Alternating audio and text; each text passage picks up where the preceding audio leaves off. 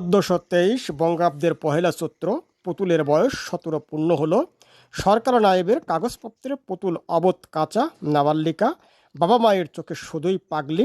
School কলেজের চূড়ান্ত পরীক্ষায় বারবার প্রত্যাশিত ফল করায় শিক্ষকদের চোখে বেগম রোকেয়ার স্বপ্নকন্যা, বন্ধুদের চোখে অপরাজেয় অনন্যা, প্রেম প্রত্যাশী উত্তম কুমারদের চোখে সুচিত্রা সেন, মনীষা কৈরালা, গায়ের শরীয়তি মোল্লাদের চোখে বালিও বটে। পুতুলের বাবা সালামতুল্লাহ পেশায় একজন স্কুল শিক্ষক। বহুকাল সে সহকারী শিক্ষক পদে দায়িত্ব পালন করে সম্প্রতি প্রধান শিক্ষক পদে উন্নতি লাভ করেছেন। পুতুলের মা কাকলি সিদ্দিকা পেশায় গৃহিণী হলেও সে একজন সংগঠক। এলাকার দুস্থ, পীড়িত, বঞ্চিত মানুষদের জন্য তার হৃদয় সারাক্ষণই ব্যথায় পূর্ণ থাকে। মানুষের প্রয়োজনে যে কোনো কাজকে তিনি পূর্ণ সওয়াব মনে করেন। মোল্লাবাড়ির মেয়ে হওয়ার কারণে পুতুলকে তার পরিবার ও সমাজ সামাজিকতার প্রতি যথেষ্ট দায়বদ্ধ থাকতে হয়।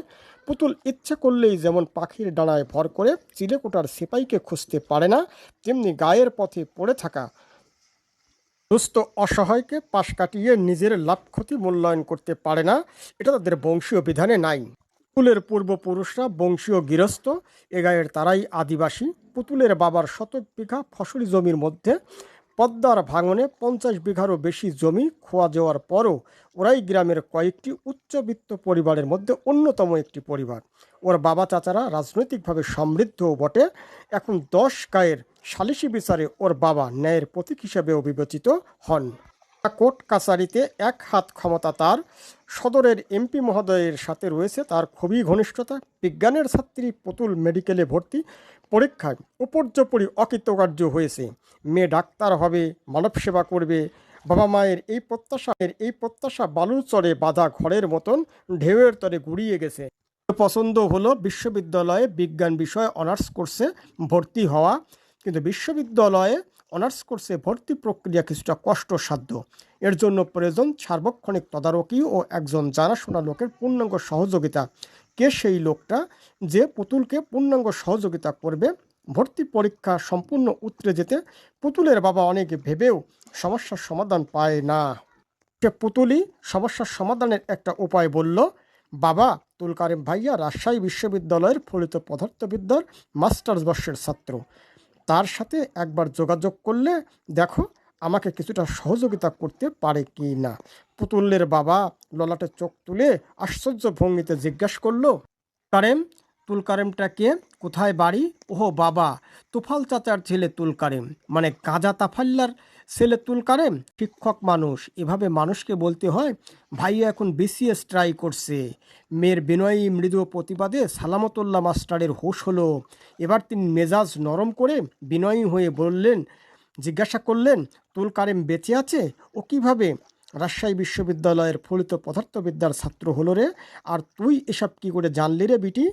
বাবা, বাড়ি হুজুর গিয়েছিল রাজশাহীতে, হঠাৎ তার সাথে রাস্তায় দেখা হয় ভাইয়ার। এরপর দুজনকে জড়িয়ে ধরে অনেক কান্নাকাটি করেছে নাকি। পর হুজুরকে ভাইয়া তার রুমে নিয়ে গিয়ে দুদিনে রেখেছে, খুব খাইয়েছে, আদর সম্মান করেছে। গ্রামে ফিরে হুজুর এখন এইসব কথা গৌরবে প্রচার করছে। আমি তার মেয়ের কাছ থেকে শুনে হুজুরের সাথে দেখা করে তোমার কথা বলে মোবাইল নাম্বারটা নিয়ে এসেছি। এই তো আমার ফার্স্ট ক্লাস বিটি। প্রয়োজনের সময় বুদ্ধি খাটিয়ে কার্যসিদ্ধি করতে হয়। দে দেখি নাম্বারটা একটু কথা বলি বাবাজির সাথে। সে কবেকার কথা, গায়ের কেউ বলতে পারে না সে বেঁচে আছে না মরে গেছে। আমি তো ভুলেই গেছিলাম তুলকারিমকে। ওয়ালাইকুম ওয়ালাইকুম আসসালাম ওরহমতুল্লাহ ওবরাকাতুহু। তুলকারিম বলছো তো? হ্যাঁ, তুলকারিমই তো বলছিলাম। আপনি কে বলছিলেন? আমি তোমার চাচা, মাস্টার চাচা বলছিলাম। মাস্টার চাচা, ভরপুর থেকে সালামতুল্লাহ মাস্টার চাচা বলছিলাম। আমায় চিনতে পারছো তো? বাবা, হ্যালো হ্যালো নাম শোনার পরেই তুলকারেম আর কোনো সারা শব্দ নেই। মিনিট দুই চুপচাপ থেকে লাইন কেটে গেল। পর সালামতুল্লাহ মাস্টার তুলকারেমের সঙ্গে যোগাযোগের জন্য যতবারই ফোন করলো ততবারই নো রেসপন্স দেখানো হলো। প্রিয় দর্শক, আসসালামু আলাইকুম। বেডি Mamun blogs Facebook page, YouTube চ্যানেলের পক্ষ থেকে স্বাগতম, সুস্বাগতম, শুভেচ্ছা, অভিনন্দন জানাচ্ছি সবাইকে। আজকের ভিডিওর বিষয় ছিল স্বরচিত উপন্যাসের নির্বাচিত অংশ দর্শকদের উদ্দেশ্যে পড়ে শোনানো। করছি আপনাদের ভালো লেগেছে। লাইক, কমেন্ট এবং শেয়ারের মাধ্যমে আপনাদের প্রতিক্রিয়া জানাবেন। পরবর্তী ভিডিও তৈরির সময় আপনাদের মতামতকে গুরুত্ব দিতে